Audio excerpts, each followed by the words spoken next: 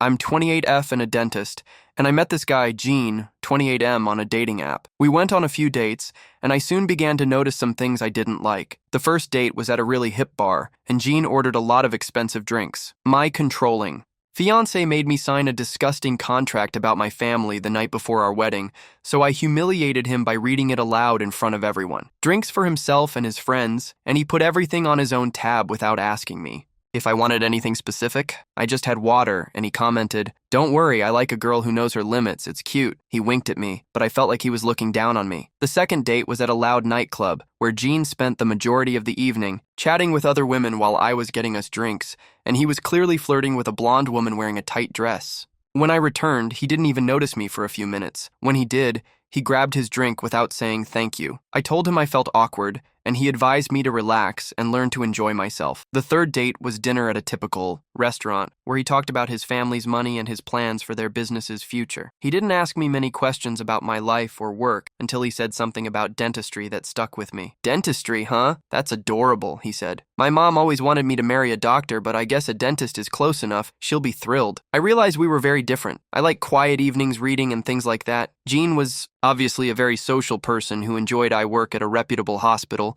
so I'm doing rather well in my career. Gene, on the other hand, was going to inherit his father's business. After those dates, I stopped responding to his texts, and he sent me a series of increasingly irate messages, the last of which called me stiff and boring. He said that I was probably just jealous of girls who knew. I don't have anything against people who like to party. It's just not for me. How to have fun. A few months later, I ran into him again at a friend's birthday party, which was held in a quiet, fancy lounge that is more my style. At first, Gene just gave me a small smile from across the room, but then he came over and apologized for those texts, blaming it on having a bad day and drinking too much tequila. He was being very charming, paying close attention to me, and even pretending to recall. I told him about my job on our first date, but he misremembered a few details. We spent the entire party together, and we left as friends, but shortly after, he asked me out again and suggested a quiet dinner at a nice restaurant that is well known for its food and wine. It seemed like he was genuinely trying to do something I would enjoy, and he said, "I want to make it up to you. I know I messed up." It was impressive at first, but it soon felt a bit excessive. Gene bought me a designer handbag that I never would have chosen for myself, saying that every woman deserves a little luxury and that we are very different people. He also kept making jokes about me. Before I thought I'd give him a real chance, things got serious pretty quickly. He would make fun of me for having old lady habits and retiring to bed early, telling me that if I stayed out past 10 p.m., I would eventually turn into a pumpkin. Cinderella. We declared our love for one another, and a year later we moved in together. He chose an opulent high-rise apartment in a hip district. I wanted something more sedate and near my place of employment, but he dismissed my request. "Come on, sweetheart, you'll love the views and the amenities are amazing." I witnessed his daily routine, which included playing video games all day, going to the gym occasionally, and going out to bars and clubs every weekend. He would often return home late, frequently waking me up, and once he brought a bunch of rowdy friends back to the apartment at 3 in the morning. Even so, even though he was aware that I had to rise early for work, his work situation was interesting. He went to his father's office twice a week, but only if he felt like it. He was supposed to work from home the rest of the week, but occasionally he didn't. The company belonged to his father, and no one could tell Jean what to do. It was clear that he only had the job because he was the owner's son, and he was proud of it, boasting to his friends. Gene holds a business degree. When I tried to discuss his work with him a few times, he told me that as long as he was getting paid, I didn't need to worry about his professional life. He added that you wouldn't understand the pressures of a family. Gene's father was still working there, but he kept telling Gene that he would inherit the business someday and that he had faith in him. Business. But it's not like pulling teeth, sweetie. I knew he was making a contribution, so I chose not to argue with him and instead tried to ignore the whole strange work situation. One evening, after a long, exhausting shift at the hospital, I got home to find Gene playing video games and the apartment in disarray. I asked him if he had had time to look at some crucial documents regarding our lease, and he replied that he would do so later and that I was making him anxious during his free time. So he pointed to the video game and said, "Can't you see I'm in the middle of something? This is important too." I remained silent, but I was beginning to feel annoyed because I've been providing financial support to my parents, who were in their early 50s, because it was the right thing to do, and I wanted to be able to afford it. I was also helping them save for retirement by paying a few of their bills each month. They told me I didn't have to whenever I could, but I persisted in doing it. Gene and I kept our money apart, and I didn't tell him about helping my parents.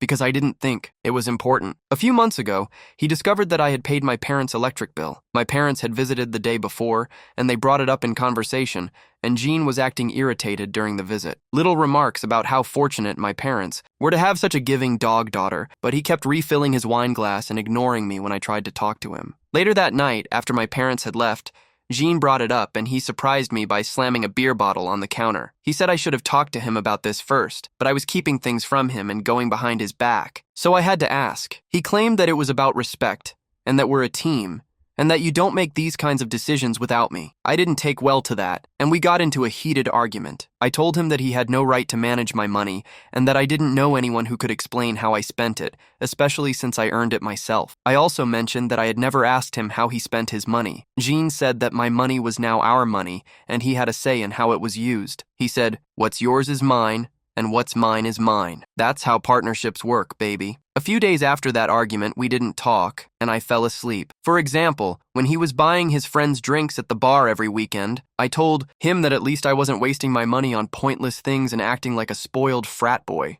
On the couch, I was beginning to feel really uneasy. Jean finally apologized, but it was brief and focused more on the misunderstanding than on him trying to control me. He said, "I'm sorry we fought. I just get worried about money. It's a family thing." He gave me a cheap bracelet as a gift, but it didn't look like anything I would wear. I felt compelled to accept the apology, even though I was still upset a few weeks after I suggested that we begin saving for a down payment on a home.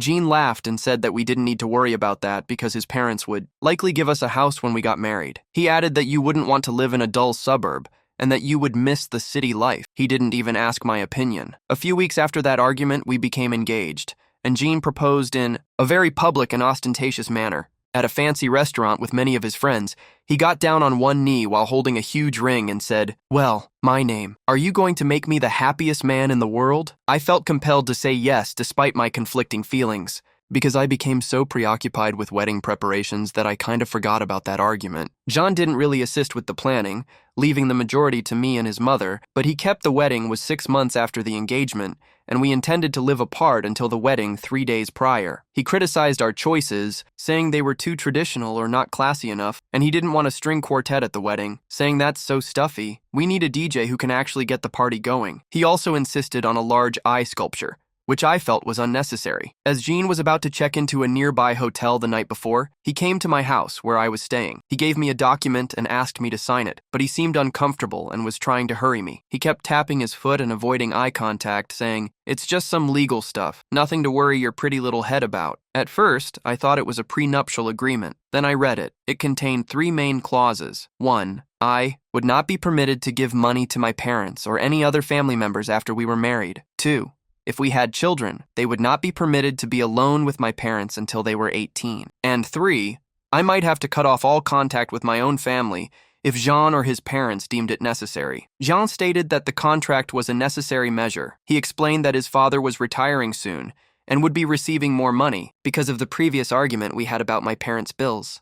He added that we needed to protect our assets because families can be cruel and will drain you of all your money if you allow them to. He said the clause about the children was only in case my parents tried to take advantage of them. He was talking to me as though the contract was a completely normal thing, and he just asked me to sign it, pushing the pen towards me. He said something like, "You never know what people are capable of. We need to be careful," implying that my parents might try to turn our kids against him and his family. He also said that the no contact clause was for the worst case scenarios and that I shouldn't worry about that. I signed it, but I made sure to keep that. After signing the paper, I couldn't stop thinking about it and reading the contract over and over again. The following day was the wedding, so I went through all the preparations and pretended everything was fine. I put on the dress, got my hair and makeup done, and walked down the aisle. It felt like I was watching everything happen from a distance when it was my turn. I got my maid of honor to get my purse so I could take out the contract. Everyone looked perplexed, probably thinking I had written down my vows, and Jean's parents looked alarmed. Jean's father got up, and I started reading the contract aloud, carefully going over each clause to make sure everyone heard it. I then declared that this was what Jean had made me sign the previous evening. I called him a man-child, said I wasn't in love with him, and said I wouldn't spend another minute of my life with him. I also called his parents privileged jerks and tore the contract into tiny pieces, threw them at Jean's face, and when a piece of paper fell into his mouth, he sputtered and tried to call me back while yelling my name. "What the hell are you doing?"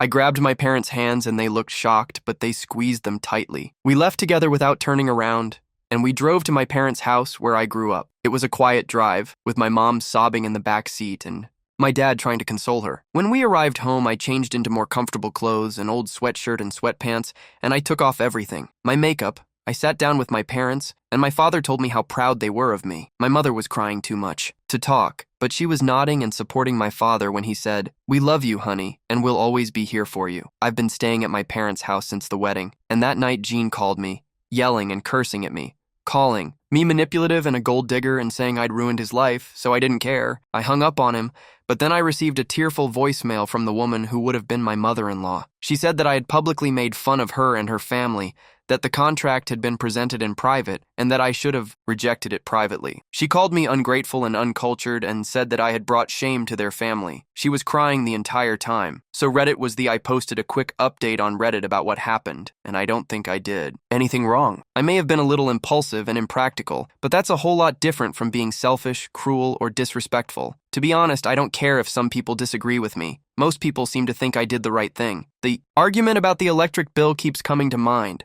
and it only confirms that I made the right decision. Jean and I had to discuss how to split the cost of the postponed wedding, and we had to deal with the caterers in particular. He tried to make me pay more, claiming that I was to blame and that he was losing a lot of money as a result. He even threatened to sue me, but I told him to try. I regret the money I lost because I would have saved some if I'd canceled the day before, but at least I have a crazy story to share. Update: the wedding expenses have finally been paid off. After much debate and even the involvement of lawyers, we decided to split the costs in half, which is a relief even though it was costly. John has blocked me. I've discovered that I've been feeling a lot of different emotions since I tried to message him about getting some of my belongings back.